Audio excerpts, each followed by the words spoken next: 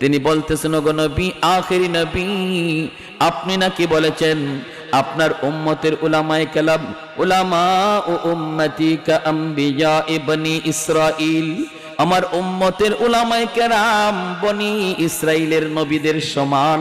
কথাটা কি আপনি বলছেন নাকি? আমার আপনার নবী বলেন, হ, কথাটা তো আমি বলেছি। মূসা নবী তখন বলেন, কেমন করে আপনি কথাটা বললেন?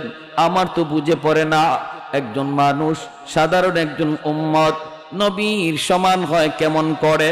আমার তো বুঝে আসলো না। আমার আপনার নবী, রহমতের নবী বলেন, যদি কথাটা বুঝে না আসে, আমার পাশেই বসা আছে আমার একজন আলেম, আমার উম্মতের একজন আলেম, জিজ্ঞেস করেন, জিজ্ঞেস করলে আপনার বুঝ হয়ে যাবে। মূসা আলাইহিস সালাম নরম নবী না গরম নবী?